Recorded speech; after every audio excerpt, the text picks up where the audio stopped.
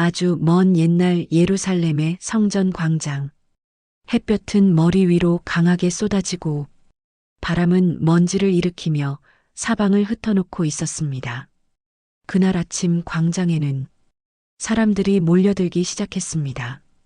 서로 웅성이고 분노가 섞인 목소리가 커져갑니다. 그 중심엔 찢어진 옷을 걸친 한 여인이 있었습니다.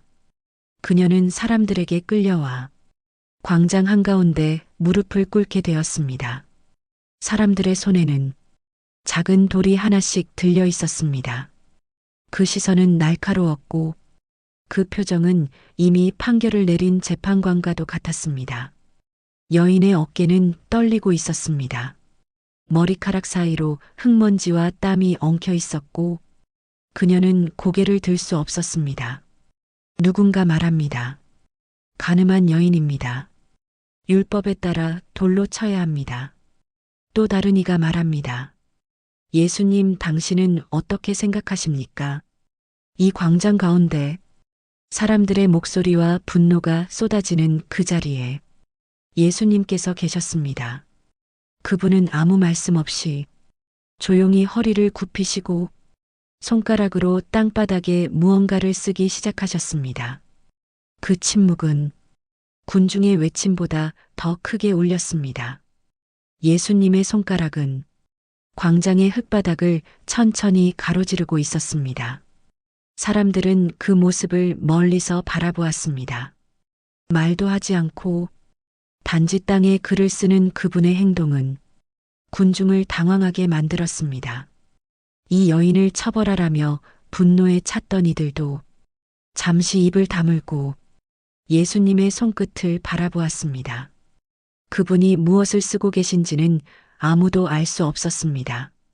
하지만 그 움직임은 광장에 퍼졌던 분노를 조용히 잠재우고 있었습니다.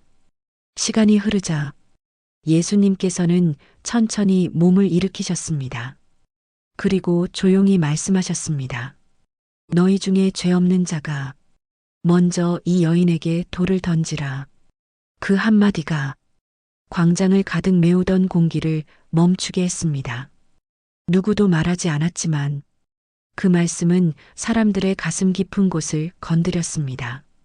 사람들의 시선이 흔들렸고 손에 들고 있던 돌의 무게가 갑자기 무겁게 느껴졌습니다. 한 남자가 손에 쥔 돌을 내려다보았습니다. 그리고 천천히 손을 내렸습니다.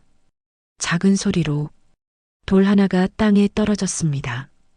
그 순간 또 다른 사람도 자신의 돌을 내려놓았습니다. 마치 약속이라도 한 듯 사람들은 차례로 손에 쥐고 있던 돌을 땅에 놓기 시작했습니다.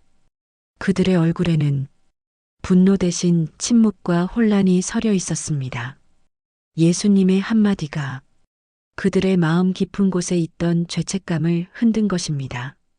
그들은 그 여인을 바라보면서 사실은 스스로를 보고 있었던 것입니다. 자신도 죄인이라는 것을 그 한마디에 깨닫게 된 사람들. 광장에는 더 이상 고함도 없었습니다. 단지 돌들이 땅에 떨어지는 소리만 천천히 이어지고 있었습니다. 조금 전까지 꽉 들어차 있던 광장이 점점 텅 비어갔습니다. 사람들은 말없이 그 자리를 떠나기 시작했습니다.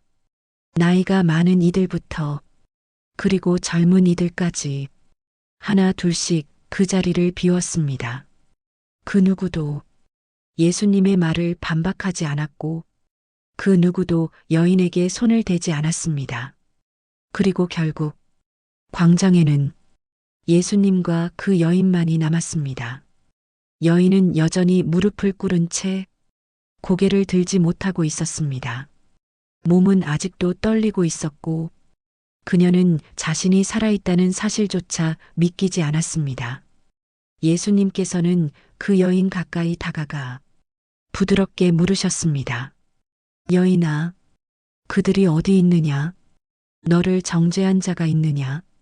그녀는 떨리는 목소리로 대답했습니다. 없습니다, 주님. 그녀의 대답을 들은 예수님께서는 다시 말씀하셨습니다. 나도 너를 정죄하지 아니하노니 가서 다시는 죄를 짓지 말라. 그 말씀은 그녀에게 내려졌던 모든 정죄와 두려움을 조용히 무너뜨렸습니다. 그녀는 조심스럽게 고개를 들었습니다. 처음으로 예수님의 얼굴을 바라볼 수 있었습니다. 그 얼굴에는 비난도, 책망도, 두려움도 없었습니다. 오직 연민과 용서, 그리고 따뜻한 눈빛만이 머물러 있었습니다. 그녀는 조심스럽게 숨을 내쉬었고 어깨의 긴장이 조금씩 풀리기 시작했습니다. 이제 그녀는 정죄받은 죄인이 아니라 새로운 삶을 허락받은 사람처럼 광장 위에 조용히 앉아 있었습니다. 예수님의 말씀이 끝난 후 그녀는 조심스럽게 몸을 일으켰습니다. 무릎이 저려 있었지만 그녀는 끝까지 두 손으로 바닥을 짚고 일어났습니다. 주변에는 아무도 없었습니다.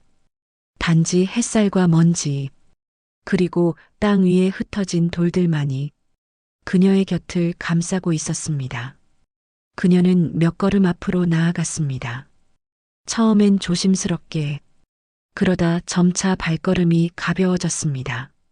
그녀는 더 이상 고개를 숙이지 않았고 자신의 발로 광장을 걸어 나갔습니다. 그녀의 눈에는 눈물이 고여 있었지만 그 눈물은 두려움의 눈물이 아니라 감사의 눈물이었습니다. 그녀는 더 이상 정죄받는 사람이 아니었습니다. 그 말씀 한마디가 그녀의 존재를 다시 세워주었습니다. 광장은 다시 조용해졌습니다. 예수님은 혼자 남은 그 자리를 잠시 바라보셨습니다. 돌들이 흩어진 그 자리는 조금 전까지만 해도 분노로 가득했던 공간이었습니다. 하지만 지금은 용서와 평화가 스며든 고요한 광장이 되어 있었습니다. 그분은 땅 위에 여전히 남아있는 글씨를 보며 말없이 한숨을 쉬셨습니다.